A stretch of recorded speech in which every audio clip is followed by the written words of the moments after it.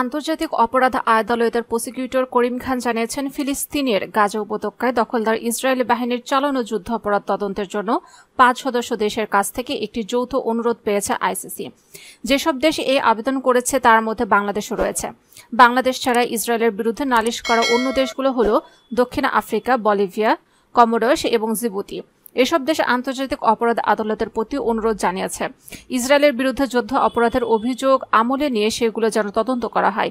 যদিও ইসরায়েল আইসিসির সদস্য রাষ্ট্র নয়, তবে প্রসিকিউটর কর্মের মতে গত 7 অক্টোবর ইসরায়েলে হামাসের হামলা এবং তার জবাবে ইসরায়েলি বাহিনী গাজায় পাল্টা হামলা চালিয়ে আসছে, তা তদন্তের বিচারিক এখতিয়ার আইসিসির প্রসিকিউশন অফিসারে রয়েছে।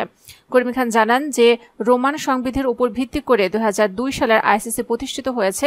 সেই সংবিধি অনুযায়ী কোনো সদস্য রাষ্ট্র যদি বাইরের কোনো রাষ্ট্রের হামলার শিকার হয় এবং ওই হামলাকারী রাষ্ট্র যদি আন্তর্জাতিক অপরাধ আদালত সনদের স্বাক্ষরকারী দেশ নাও হয়, তা সত্ত্বেও ওই রাষ্ট্রের বিরুদ্ধে তদন্ত করতে পারবে আইসিসি। করিম খান সম্প্রতি রাফা ক্রসিং পয়েন্টে সফর করে যুদ্ধাপরাধ প্রসঙ্গে প্রাসঙ্গিক ঘটনা সম্পর্কে উল্লেখযোগ্য প্রমাণ সংগ্রহ করেছেন বলে জানিয়েছেন। গত বছর রাশিয়ার প্রেসিডেন্ট ভ্লাদিমির পুতিনের বিরুদ্ধে গ্রেপ্তারি পরোয়ানা জারি করেছিল আন্তর্জাতিক অপরাধ আদালত। যদিও রাশিয়া এই আদালতের সদস্য নয়, আইসিসি সদস্য রাষ্ট্রগুলোতে যদি পুতিন যান তাহলে তাকে গ্রেফতার করে আদালতের হাতে সোপর্দ করতে হবে তাদের।